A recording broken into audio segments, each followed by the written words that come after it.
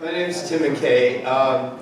We started on our project in, I guess it was 1991. We lived across the street from what was used as a hotel. It was actually a 4-family flat. The bricks had crumbled on one parapet on top of parked cars because just to the north of the building was a parking lot that was used commercially. And so we were definitely going into a flawed building. It had 4 units in it, but you wouldn't know that because the configuration had been changed so that each room was rented and people shared the bathrooms. The heating system was old and original, and the plumbing was galvanized and leaked. When I bought the building had been shut down for about 6 months. We went to turn the water on, and it was a water display in the basement. There were leaks everywhere. We thought we could put colorful flashlights on it and sell tickets for a water show. At any rate, that project moved along, progressed. I think what you have to realize is that if you are challenged financially, but you are willing to go into and take the risk, that's just going to take some time, unless you're a flipper. And then you have some other financial methods. When we went in 1991, no one was going to give us conventional funding. I spoke with the owners. I knew they wanted, we were in Corktown, in the historic district, and the owners of the property were actually parking lot owners, and they wanted to tear the buildings down to increase their volume of parking. It was over by the State Plaza, and the IRS hadn't built their new facility yet, and they were parking all of the employees in the area. And so that we knew that the state was going to possibly move, the rumors were, and we also knew the IRS was definitely going to go ahead and build a new building, which they did at 3rd and Michigan. And in that case, we would lose the revenue stream of the parking.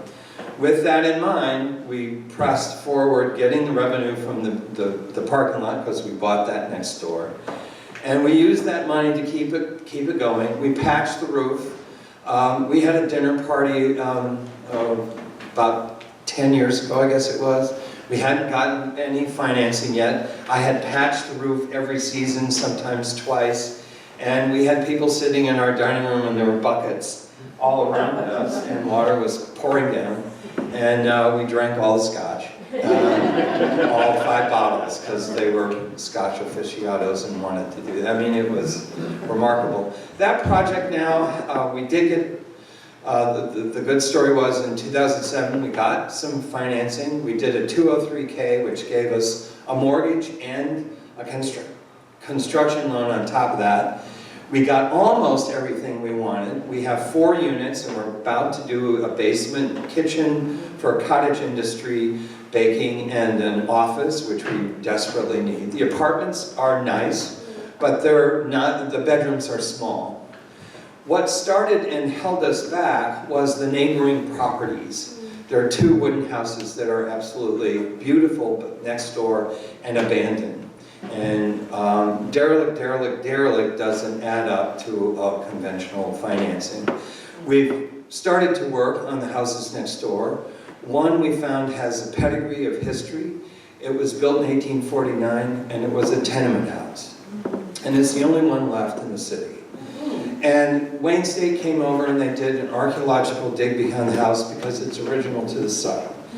And then we found out, wow, the owners lived 2 doors away, and they have all the receipts in their probate records of the families who lived there.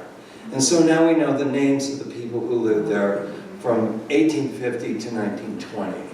We know where they were born, how old they were, what their education level was, and when they arrived here.